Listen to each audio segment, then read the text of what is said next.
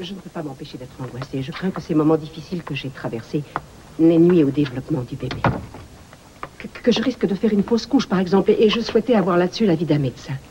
Bon, je vais pouvoir aisément calmer les angoisses que vous avez concernant votre enfant. Voyez-vous, une fatigue émotionnelle, même lorsqu'elle est très intense, conduit rarement à une fausse couche. Je veux dire par là que si vous aviez subi un traumatisme physique, si vous étiez tombé dans les escaliers... Oui, bien sûr, oui, je suis au courant.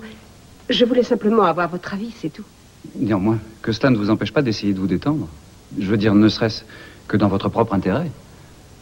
Vous vous rappelez le jour où je vous ai dit à Cruz et à vous de quitter la ville pour l'après-midi? Comment est-ce que ça s'est passé?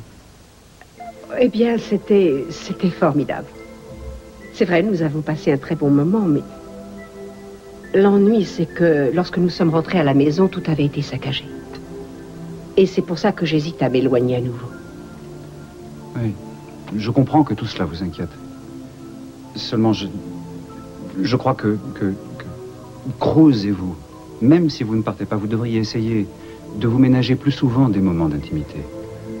Enfin, si cela vous met le moins du monde mal à l'aise de parler de votre vie sexuelle, Oh, non, c'est... Il est vrai que ça n'a pas été facile au début. Mais maintenant, tout va beaucoup mieux. Enfin, ça se passe normalement. J'ai simplement peur qu'il n'arrive quelque chose. Vous voulez dire être à nouveau agressé? Je vis dans cette peur. Zach, j'ai la désagréable impression de ne plus être sûr de mes réactions. Il le faut. Je n'ai jamais rencontré une femme aussi courageuse que vous. J'aimerais vraiment pouvoir vous débarrasser de toutes ces angoisses qui vous minent, mais malheureusement, je ne le peux pas. Tout ce que je peux faire, c'est vous suggérer d'essayer les cassettes de méditation, les exercices de respiration. Je pense que cela devrait pouvoir vous aider à vous débarrasser de tout ce qui vous oppresse. Vous pourriez aussi essayer d'écouter beaucoup de musique. Le plus important, à mes yeux, c'est que vous fassiez en sorte de conserver le plus possible d'énergie pour attendre la naissance du bébé. Je veux dire qu'entre lui et vous, ce ne sera qu'une longue et belle histoire d'amour, et il est préférable de ne pas la commencer en étant sur les nerfs. Non. Vous avez sûrement raison. Vous savez, j'aime la façon dont vous parlez des enfants. J'espère qu'un jour vous en aurez, parce que je suis persuadée que vous serez un très bon père. Quand je rencontrerai la femme idéale. Ou du moins lorsque je serai capable de me l'attacher. Celle que j'avais trouvée ne me considérait pas comme l'homme idéal. Eh bien, personnellement, je pense qu'elle a eu bien tort. Merci. Bonjour, excusez-moi. Eden, Cruz est là, il va vous ramener chez vous. Oh, merci, Ça va, mon chéri. ça s'est Oui, bien je passé crois que nous pouvons nous en aller. Oui, mais je crois qu'on s'est tout dit. Je pensais qu'on aurait pu aller dîner tous ensemble. Ça pourrait être une façon de me faire pardonner d'avoir dû vous quitter au déjeuner. Est-ce que ça ferait plaisir, mon amour? Oh, Vous voyez, je lui disais justement à l'instant que ça lui ferait du bien de faire des choses qui lui permettraient de se relaxer. Alors, je pensais que ça serait une bonne occasion. ça me ferait en effet très plaisir. Bien. Tu viens avec nous, Heather?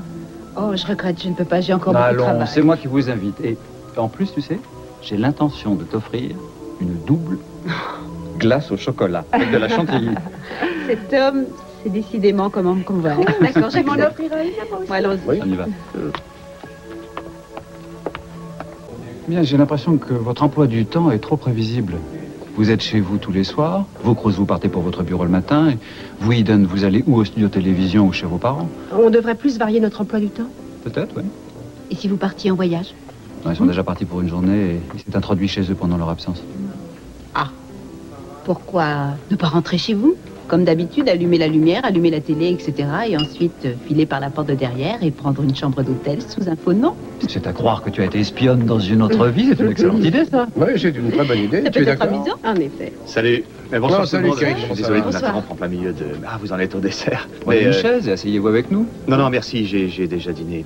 J'avais justement l'intention de passer chez toi, voir si t'étais là. Bah non, j'étais là, tu vois. Tu veux pas t'asseoir? Non, sincèrement, merci. Quoique ça a l'air très bon. J'ai toute une liste de candidats pour cette place à l'agence. Je voulais te la soumettre avant de commencer à les recevoir.